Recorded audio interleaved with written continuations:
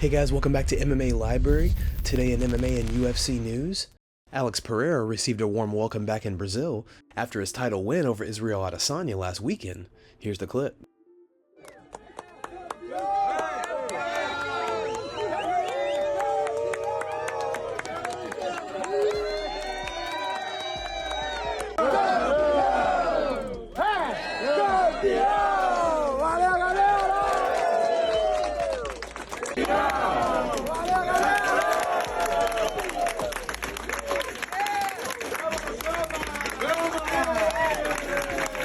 A língua, para mim está sendo muito difícil nessa questão, mas tá perto de vocês aí, isso para mim é muito bom, é muito importante. Michael Chandler opens up following his loss against Dustin Poirier this past weekend.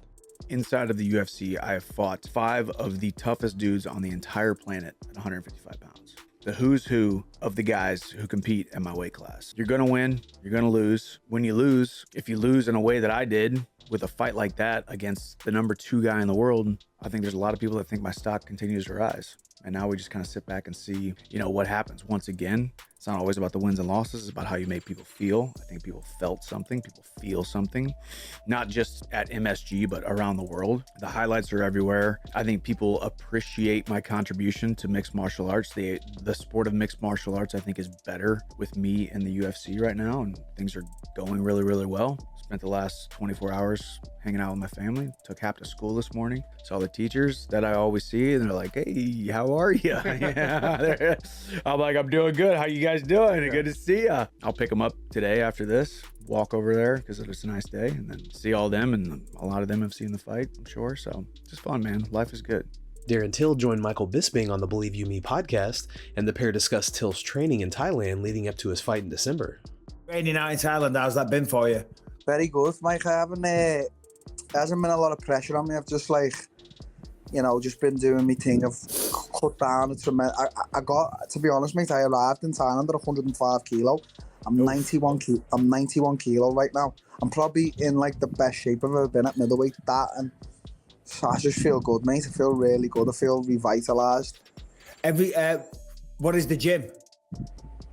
I've been training at 2 or 3 gyms: Tiger, Muay Thai, Bang Tao, and 1 or 2 others. But main gyms have been Tiger and Bang Tao.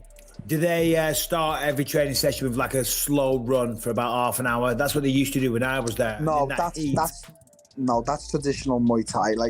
Tiger's sort of groups of stuff that happens. So groups of sparring, you'll pick your sparring, what you want and what you need, and there's a boxing coach there, John Boy, he's very good there, Anatoly Petryan, Rafael Fiziev, Arman, a load of other Dagestanis and Chechens and all guys from Russia training and all over the world really. And then Bang Tao's more you've got some great coaches there, Frank Hickman and George Hickman, Woody, strength and conditioning coach. They've got a great facility, and then we've been going to track on Wednesdays, doing a lot of track work, so yeah. In a recent interview with the Schmo, Jiri Prochazka says he believes that Israel Adesanya will reclaim the middleweight title from Alex Pereira. Here's the clip. Well, the Schmo knows you were in New York City, you were talking to the media, but you didn't stay for the fights. You came right here to Las Vegas. Now you're training here, getting ready for your big match with Glover Teixeira, the rematch, headlining UFC 282 here in Las Vegas. Yeah, that's right. There is no don't wasting time, no watching other fights, and stay relaxed. I want to be sharp. Now it's time to train and sharpen myself and be ready for the title defense. What did you make of Alex Pereira beating Israel Adesanya? We have a new champion in the middleweight division. Did you see that coming? Man, I expect everything. Because they both is the high-level guys. I know the Adesanya style, personally, and I was fan for him.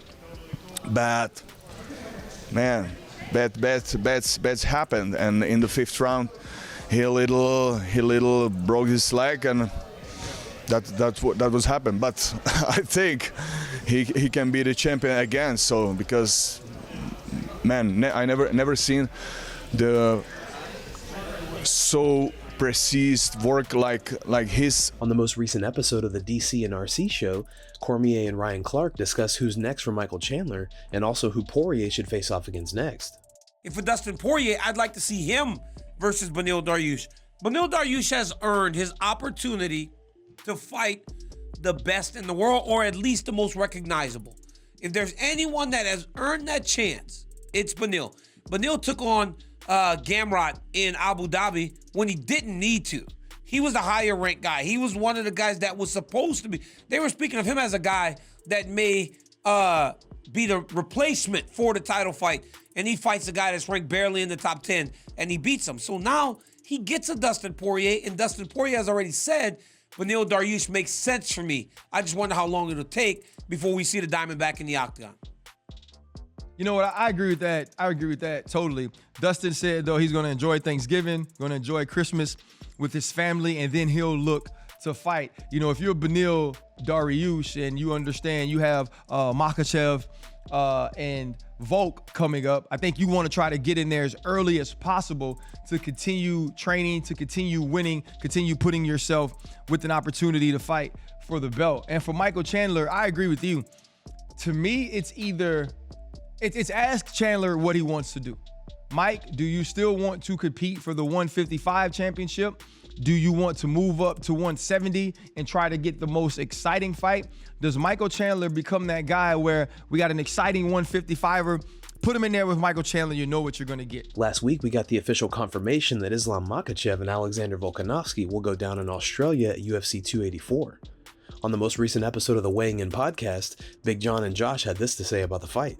Oh, we don't have to listen to Josh's take. I don't even have to say anything. Because what he's going to say, he's going to get smashed. Okay, that's what he's going to say about Volkanovski in this. Is it possible? Yeah, it's possible. I mean, let's just be honest. Is it likely, John? Don't even have to answer that, John.